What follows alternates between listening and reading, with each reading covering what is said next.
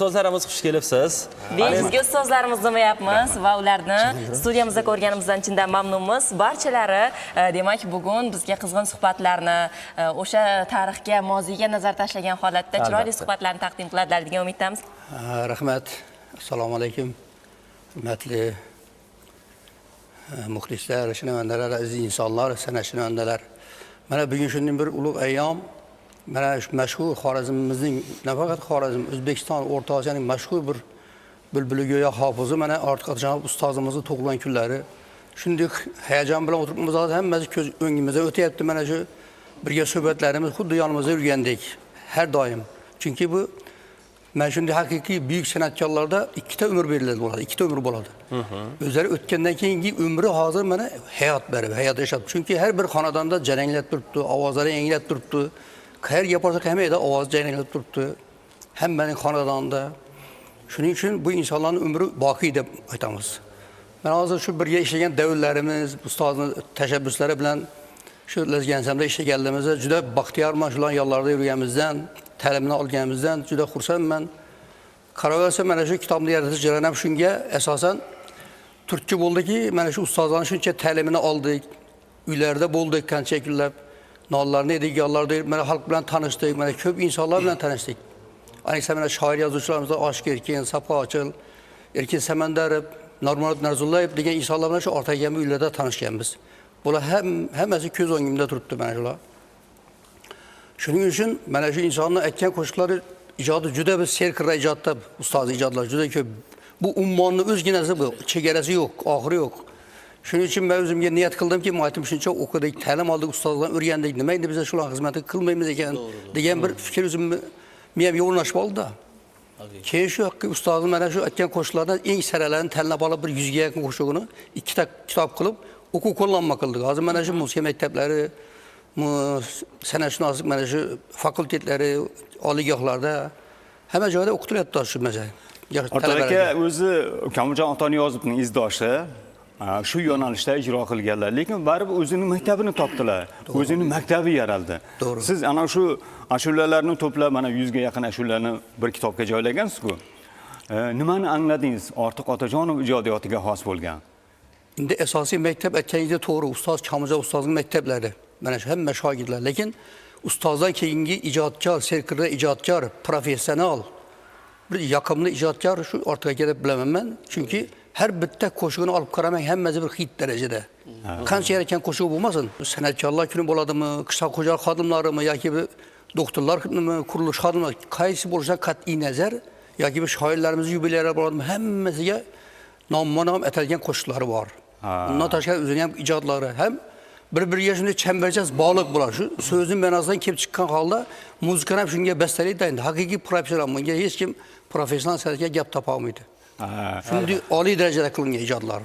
O'sha ilmiy izlanishlaringiz baribir bugun o'quv qo'llanma sifatida san'at ixlosmandlarining, o'sha yosh san'atkorlarning yo'lboshchisi sifatida bir mayoq sifatida yaralgan kitob bo'lsa ajab emas. Chunki ustozni madaniy merosini, o'sha ijodidagi o'sha o'zgachalikni yana ham yillar davomida saqlanib qolishiga, uning ajoyib tarzda mana shu asarlarini, qo'shiqlarini yana ko'plab yillar davomida san'at ixlosmandlarining qalblarigacha yetib borishiga bir sabab bo'lgan bo'lsa, siz orqali ajab emas, to'g'rimi? Endi bu ishlaringiz yana davom etishini istaymiz. Izdoshlaringiz bilan qolaversa, mana shu o'z ijodingiz bilan birgalikda shu ustozimizni umrboqiy san'atini yana ham yuksaltirishga qo'shgan hissangizdan to'g'risi xursand bo'ldik. Eng asosiysi bilasizmi? Aynan yosh iste'dodlar va albatta yosh san'atkorlar san'at olamiga endi kirayotganlar, ustozlarimiz qo'shiqlarini sevib kuylashadi va albatta ularga o'xshashlikni juda ham orzu qilishadi desak, biz yanglishmagan bo'lamiz.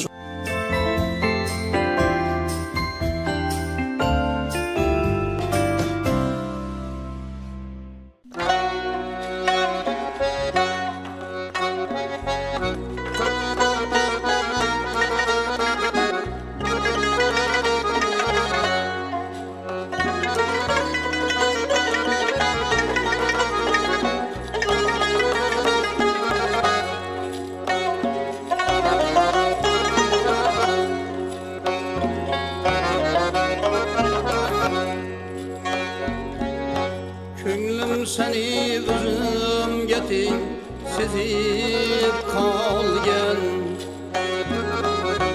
ish shamoli biz tomonga esib qolgan. Ko'nglim seni o'zimga teng sezib qolgan. Ish shamoli biz tomonga esib qolgan. Umrimda sirli bahor kezib qolgan. Yurak sensiz o'rtanishdan bezib qolgan. Ko'nglimda sirli bahor kezib qolgan. Yurak sensiz o'rtanishdan bezib qolgan. Terk eylegan meni tunchu aramları. Vesling kütüb yılday öter ayyamları. Vesling kütüb yılday öter ayyamları.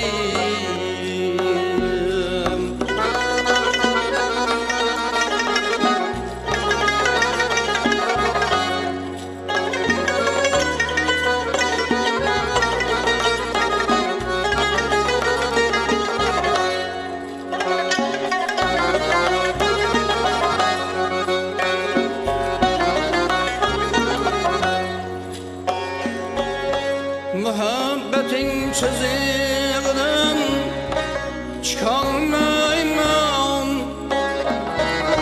Yelkemde icran yükün yıkalmayman.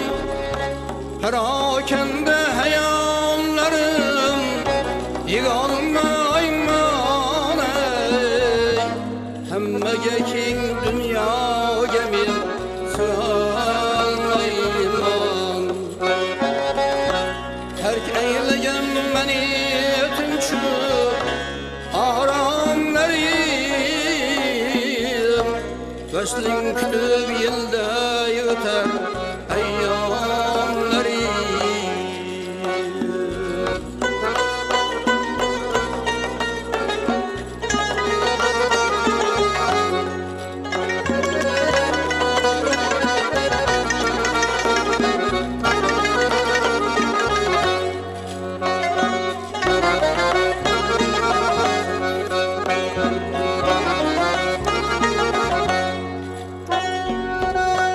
Egilmeyen kavmetlerini yiyip sultan.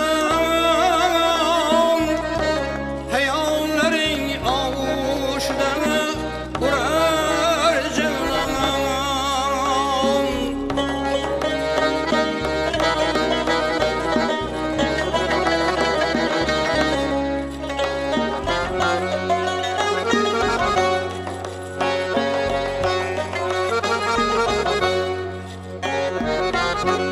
Egilmeyen kavmetlerini yiyip sultan. Hayallerin avuşlarını kurar canan. Halim iş bilmeyenler oylar asan. Yüzgelerge sırbay vermey küler handan. Terk eyleyen beni tünçü aramlarım. Vesling kütüb yılda öter ayyamlarım. Terk eyleyen beni tünçü aramlarım. Vesling kütüb yılda öter ayyamlarım. Vesling kütüb yılda